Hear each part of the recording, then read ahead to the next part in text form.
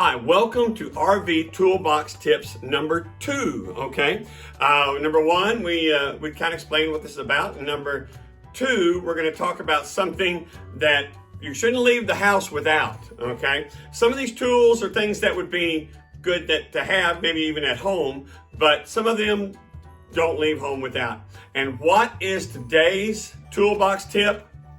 Fuse. Oh my goodness gracious. Fuses are possibly the most important thing you can take along on a trip in your RV. Your RV and the tow vehicle is pretty much made out of fuses.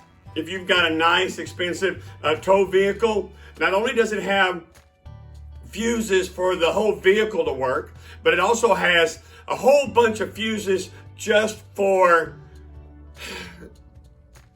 transferring electricity to the RV or helping the RV work and turn signals and things like that in their own set. Then the RV has fuses in it. I suppose I'm not exaggerating at all if I say that our vehicle and the RV probably has 100 fuses or more in it. And I'm here to tell you, fuses come in every kind of shape and size you can imagine. Now, why are fuses so important? Because fuses blow out, okay? And having the right fuse can save a vacation. On one of our first trips, we had a fuse go out, and it was an important one. It controlled all the outside lights, the running lights, tail lights, and everything of our RV. And we knew this had happened because it also is the circuit that runs the rear camera. And the rear camera quit working and trying to figure out what was going on. And turning on the lights, no lights came on. So here we are in the Buc-ee's parking lot somewhere in South Texas, and I'm trying to figure out what fuse it is, and there's a giant fuse box, which you're probably seeing a picture of right now. And then I'm looking at the fuses in the RV, and there are fuses in the RV that say exterior lights, and there are all kinds of things that fuses for signals and tail lights and running lights and all kinds of stuff, you know. And we're looking it up on the internet. I called AAA. They're looking it up on the internet. We're trying to figure it out. We spent an hour in the Buc-ee's parking lot trying to see if we could get what was going on and what fuse it was.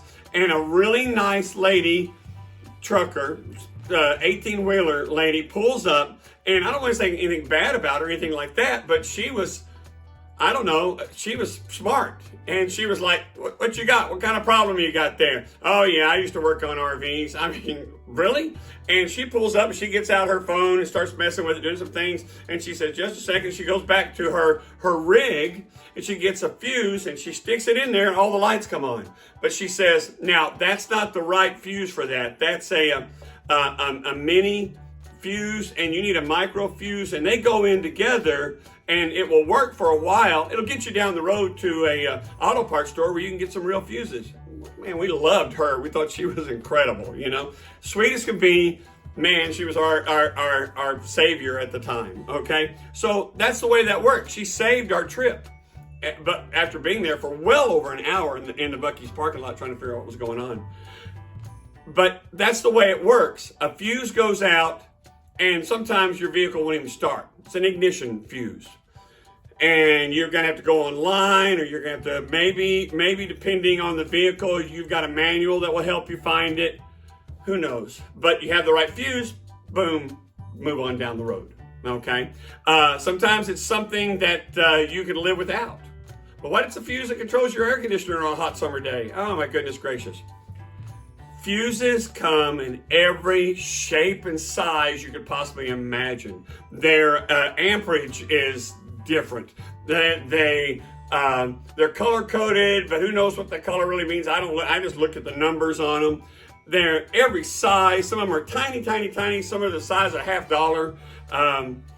They're all over the place as far as it. So we don't go down the road without pretty much a freezer bag full of fuses. And if you get one of every kind there is, you're gonna have a bunch. That's just all there is to it.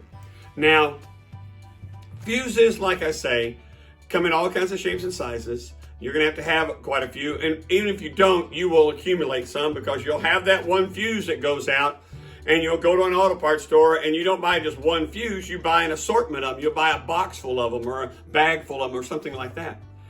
Fuses are important. Your RV and your vehicle are made out of fuses, okay? Make sure you have plenty of every single kind you imagine. They're not expensive, but you can be stuck on the side of the road simply because you don't have a 50-cent fuse in your glove box that you need. Okay. Our tow vehicle has a big fuse panel in the passenger compartment down by the passenger's legs. Then it's got another one in the engine compartment. You've been seeing pictures here of what we got going on. Gosh, you need fuses. And if you're going to have fuses, you might as well, when you buy them, get the kind that has a fuse puller like this. Now, fuses are hard to get in and out of these little crevices, okay? And usually people use a pair of pliers or something like that. Well, you can get these little pullers like this that you reach down in and pull them out. They work really, really well. But this one has a little extra benefit. It's also a fuse tester. Now, most of these fuses nowadays are built so you can see fairly easily if they're blown or not. Here's a picture of that. They're designed to blow right at the top at that arch because that's kind of the most stressful place for the electricity to travel through. But not always. A fraction of the time, they will break right down at the bottom and you might not even be able to see the crack. Okay, they just cracked right there. I've seen that happen. This thing, you simply take it and adjust the, okay, the phone's ringing, but that's okay. You know why that's okay? Okay, all right, there we go. All right, so we'll get back to that phone call in just a second. I'm sure it was crazy important. I hope it is a call so we can renew our extended warranty on our car because ours is about to run out. Anyway, this thing, you move these little contacts around to the size of your fuse, touch it together, and it lights up if that fuse is okay. If it doesn't light up, it's not okay.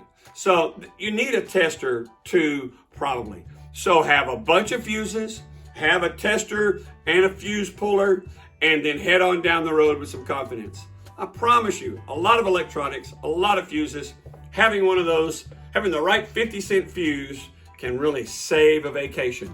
Something for the toolbox, okay? Join us next time. See what we can share with you about your RV toolbox tips.